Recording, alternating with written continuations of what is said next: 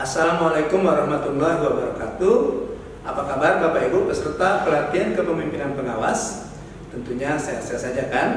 Ya. Perkenalkan, saya Alam Sahril, Widya Iswara BKPSDM Kota Lubuk Linggau. Pada kesempatan ini, saya akan mengampu mata pelatihan Etika dan Integritas Kepemimpinan Pancasila. Mata pelatihan Etika dan Integritas Kepemimpinan Pancasila ini merupakan salah satu mata pelatihan yang ada dalam agenda pertama, yaitu agenda kepemimpinan Pancasila dan bela negara. Bapak Ibu peserta PKP, dalam video pembelajaran kali ini saya akan mendeskripsikan kira-kira apa yang akan Bapak Ibu bahas dalam mata pelatihan Etika dan Integritas Kepemimpinan Pancasila ini. Nah, kita tidak akan membicarakan secara mendetil, saya hanya memberikan sebagai pengantar saja dari mata pelatihan Etika dan Integritas ini. Pertama, mata pelatihan ini, mata pelatihan Etika dan Integritas Kepemimpinan Pancasila ini, ya, tujuannya adalah diharapkan Bapak Ibu mampu mengaktualisasikan etika dan integritas kepemimpinan Pancasila dalam mengendalikan pelayanan publik di instansinya. Itu hasil belajar. Nah, indikator dari hasil belajar diharapkan nanti Bapak Ibu yang pertama itu dapat menjelaskan substansi ceramah etika dan integritas kepemimpinan Pancasila. Kemudian yang kedua, nanti kan ada ceramah sebelum kita belajar di kelas, ada ceramah. Tujuannya diharapkan yang pertama itu Bapak Ibu dapat menjelaskan substansi ceramah. Kemudian yang kedua yaitu menjelaskan bela negara dalam kilasan sejarah kemerdekaan. Kemudian yang ketiga, diharapkan Bapak Ibu nanti dapat menganalisis nilai-nilai dasar dan teladan bela negara serta refleksi amanah aparatur sipil negara dalam sejarah kemerdekaan. Dan yang keempat, indikatornya adalah Bapak Ibu diharapkan dapat menjelaskan tujuan dan visi negara berkaitan dengan Pancasila serta identifikasi ancaman ketahanan nasional. Dan yang kelima, Bapak Ibu diharapkan mampu menjelaskan etika dan akuntabilitas aparatur sipil negara. Dan indikator yang terakhir adalah Bapak Ibu diharapkan dapat menganalisis penerapan etika dalam jabatan pemerintahan dan integritas dalam pengendalian pelayanan publik.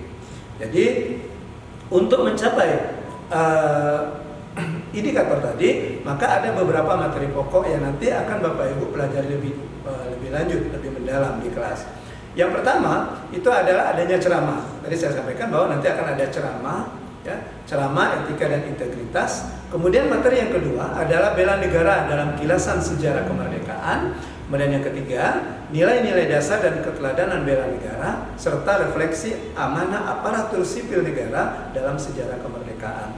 Materi yang keempat yaitu tujuan dan visi negara keterkaitannya dengan Pancasila serta mengidentifikasi ancaman ketahanan nasional.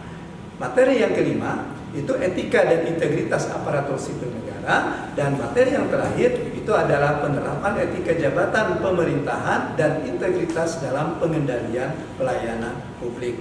Jadi dalam mata pelatihan ini, dalam video pengantar ini saya akan mendeskripsikan atau memaparkan 3 kata kunci dari mata pelatihan kita, yaitu etika, integritas, dan kepemimpinan Pancasila. Nah, kita mulai dari etika. Kalau kita berbicara tentang etika, kita tidak akan terlepas dari kata moral, ya. Jadi antara etika dan moral itu ada keterkaitannya.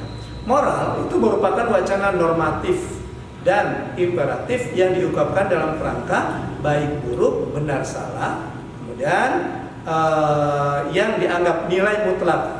Sedangkan etika dipahami sebagai refleksi filosofis tentang moral dan lebih merupakan wacana normatif. Ya, jadi etika lebih ke wacana normatif, tapi kalau moral dia langsung ke imperatif, ya, langsung ke prakteknya. Jadi kalau etika itu berbicara tentang teorinya. Nah, etika ini sebenarnya dapat dipahami sebagai sistem penilaian perilaku serta keyakinan untuk menentukan perbuatan yang pantas, guna menjamin adanya perlindungan hak-hak individu, mencakup cara-cara pengambilan keputusan untuk membedakan hal-hal yang baik dan yang buruk, serta mengarahkan apa yang seharusnya dilakukan sesuai dengan nilai-nilai yang dianut. Ya, Jadi tadi saya katakan bahwa etika itu berbicara tentang teori, maka berbicara tentang paham-paham atau hal-hal yang harus dianut. Ya. Itu kata kunci yang pertama. Kemudian kata kunci yang kedua adalah integritas. Nah, kalau kita berbicara tentang integritas, kita berbicara tentang, kalau istilah saya itu berbicara tentang harmonisasi, tentang berbicara tentang keselarasan, berbicara tentang kesesuaian. Kesesuaian apa? Ya, kesesuaian ada tiga hal yang dicakup dalam integritas, ya, harmonisasi atau kesesuaian antara hati, kemudian ucapan, dan yang terakhir itu tindakan. Jadi ada kesesuaian antara hatinya, kemudian ucapannya, juga tindakannya. Nah, integritas juga dapat didefinisikan sebagai kemampuan untuk senantiasa memegang teguh prinsip-prinsip moral, dan juga menolak untuk mengubahnya walaupun kondisi dan situasi yang dihadapi sangat sulit. Jadi walaupun dia sudah beranggapan bahwa ini yang tadi kan moral tadi berbicara tentang baik dan buruk. Nah, ini yang baiknya, ini yang benarnya, dan dia menolak untuk mengubahnya walaupun dalam situasi yang sulit. Ya. Serta banyak tantangan yang berupaya untuk melemahkan prinsip-prinsip moral dan etika yang dipegang teguhnya. Jadi walaupun banyak tantangan, ya, walaupun banyak hambatan, dia tetap memegang teguh, ya, prinsip-prinsip etika dan moral yang dimilikinya. Nah, integritas harus dimiliki oleh setiap orang yang masih menginginkan keadaan yang lebih baik dari dirinya dan lingkungannya. Jadi integritas ini harus dipegang teguh. Ya. Orang yang memiliki integritas itu dicirikan dengan kualitas diri dan kualitas interaksi dengan orang-orang lain, seperti mematuhi peraturan dan etika organisasi, kemudian jujur, kemudian memegang teguh komitmen dan prinsip-prinsip yang diyakini benar, kemudian tanggung jawab, konsisten antara ucapan dan tindakan, kerja keras, dan anti korupsi. Nah, itu ciri-ciri atau kualitas diri orang-orang yang memiliki integritas.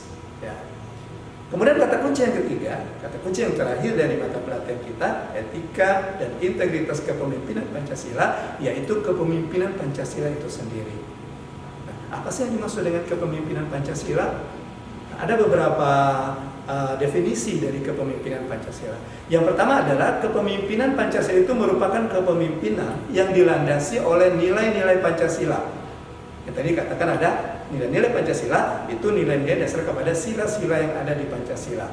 Sila pertama yaitu ketuhanan, jadi ada nilai ketuhanan di situ. Kemudian sila kedua kemanusiaan, nilai kemanusiaan, kemudian nilai persatuan, nilai musyawarah mufakat, dan nilai keadilan.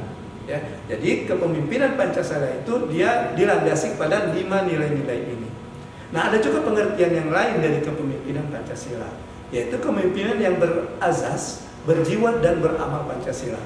Jadi dia berazas, kemudian dia berjiwa dan beramal Pancasila. Azasnya Pancasila, jiwanya jiwa Pancasila, dan dia mengamalkan Pancasila. Nah, sebagai keterpaduan antara penguasaan nilai-nilai luhur. Jadi yang 3 tadi itu merupakan keterpaduan penguasaan nilai-nilai luhur yang berakar pada budaya Nusantara dengan penguasaan nilai-nilai kemajuan universal. Jadi akarnya kita tetap tidak melupakan akarnya, yaitu pada budaya, nilai-nilai budaya yang ada di Nusantara ini. Kepemimpinan yang diharapkan dari kepemimpinan modern, yaitu kepemimpinan Pancasila, itu memiliki ciri-ciri tentang sifat kepemimpinan modern. Ya, jadi sifat-sifat kepemimpinan modern itu yang pertama adalah berorientasi jauh ke depan. Jadi visioner, seorang pemimpin yang visioner, dia berorientasi jauh ke depan, dia memiliki visi. Nah, dalam menentukan kebijakan dan memecahkan persoalan di masa yang akan datang, ya selalu diperhitungkan.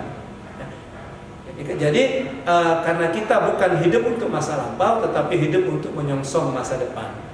Ya, jadi kita jangan hidup kita bukan untuk masa lampau pas yang sudah berlalu, tapi kita ke depan. Itu seorang pemimpin Pancasila, makanya dia visioner, dia memiliki visi yang jauh ke depan. Kemudian yang kedua, ciri-ciri atau sifat-sifat kepemimpinan modern yaitu berlandaskan pola pikir ilmiah. Jadi dalam mengambil keputusan, ya, dia mengikuti penentuan masalah. Jadi dia mulai dari melihat masalah, mencari akar masalah, kemudian dia membuat alternatif solusi, kemudian dia memilih solusi yang terbaik, lalu dia mengimplementasikan. Jadi seorang pemimpin Pancasila, seorang pemimpin yang memiliki jiwa kepemimpinan Pancasila, ciri yang kedua yaitu berlandaskan pada pola pikir ilmiah. Ya, jadi dia pola pikir, ada langkah-langkah yang terarah, langkah-langkah yang teratur, terutama ketika dia mengambil suatu keputusan.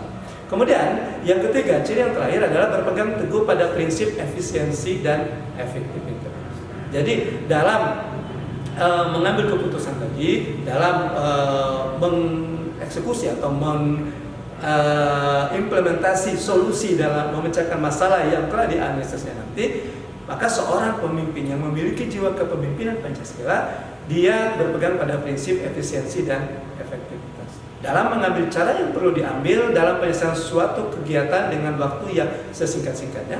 Jadi dalam efisiensi waktu, kemudian efisiensi biaya, efisiensi sarana, juga tenaga. Ya.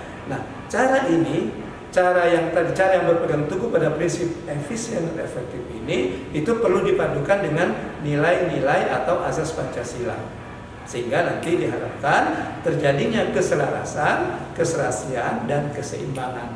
Nah, kalau kita kembali ke yang kata kunci yang kedua dari mata pelajaran ini, integritas. Nah, itulah integritas tadi.